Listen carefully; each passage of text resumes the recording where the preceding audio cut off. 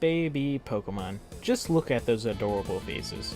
What's more cute than a bonsai tree? A bell? Or a plug? It seriously does melt your heart.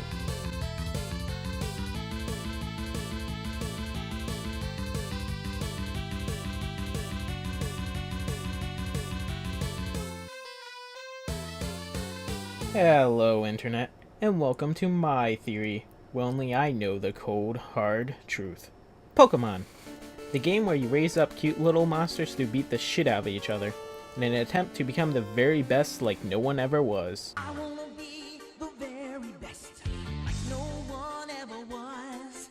An achievement that Ash Ketchum could never make, probably because he was too busy releasing all of his Pokemon into the wild. Also, he just sucks and has no strategy. But I digress.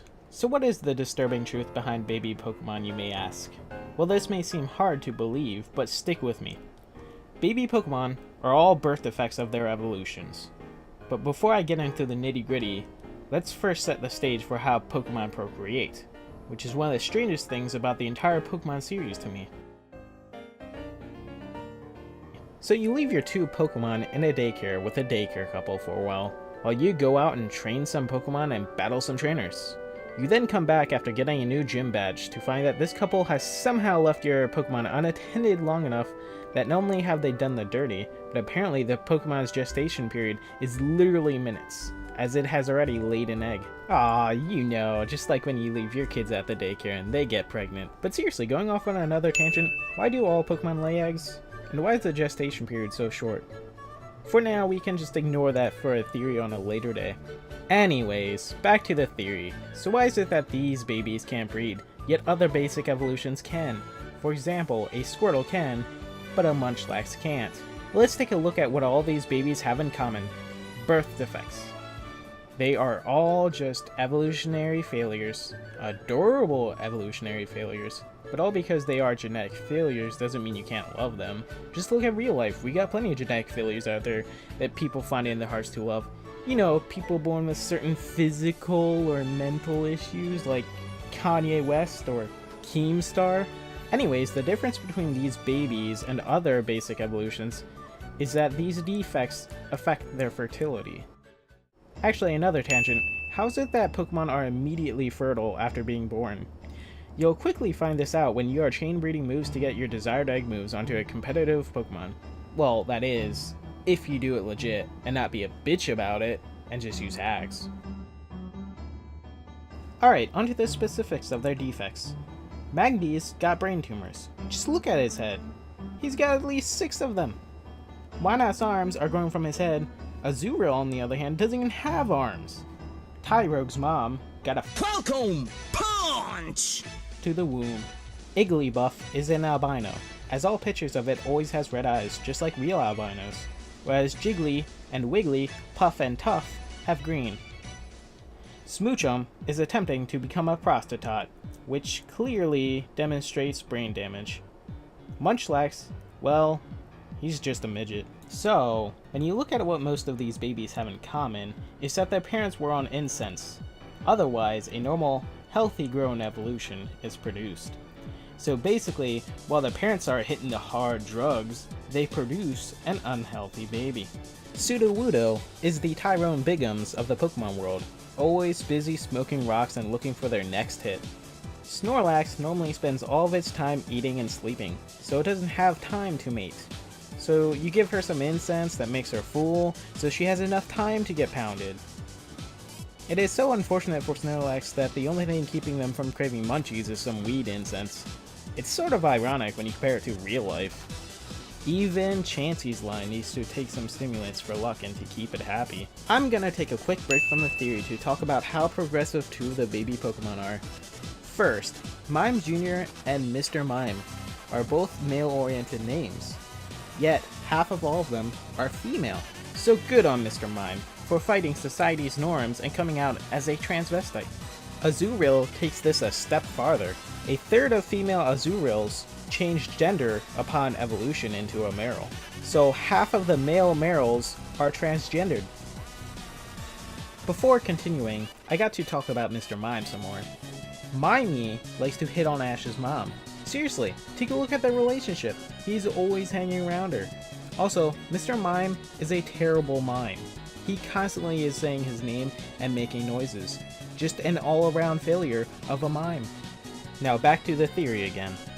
You may now wonder, why then can these birth defect baby Pokemon breed once evolved?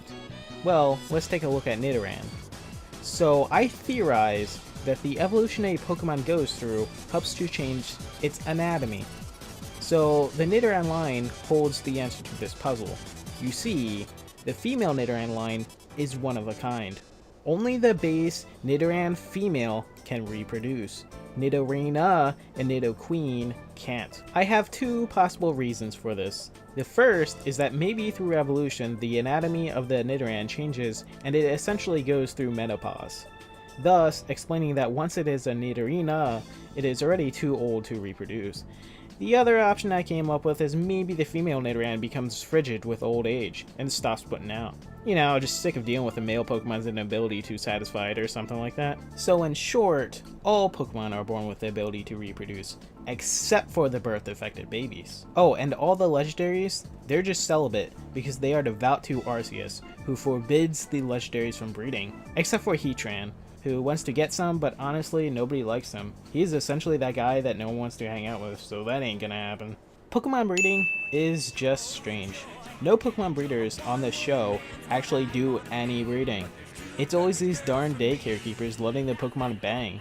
Despite finding an egg 100 other times, they're still surprised to find an egg, when he literally stands there watching.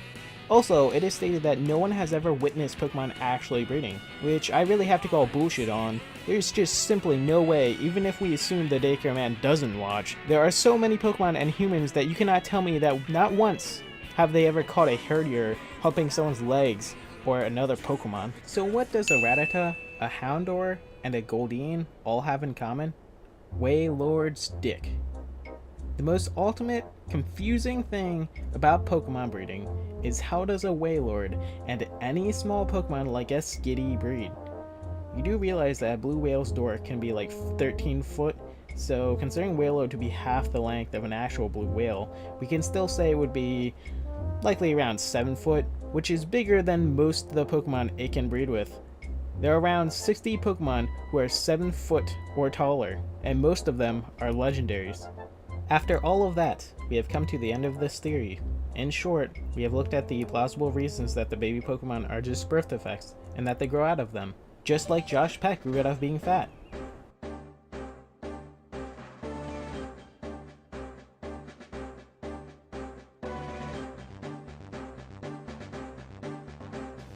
Hug me, brother! But hey, that's just a theory. My theory. Deal with it. This video was brought to you by Audible Sound, because without it, you wouldn't be able to hear me. Just listen. See? That's how awesome Audible Sound is. Also, the best part is, you can hear all the books you want, for free, if you just read them out loud to yourself. Well, that is provided you already own the book or something. Also, it's unfortunate, but I won't be able to provide my deaf viewers with a discount. Wait, I'm not discounting anything. Also, why would you be watching this if you're deaf? Whatever, this unpaid ad is over. Just go watch something else, you greasy, filthy nerd.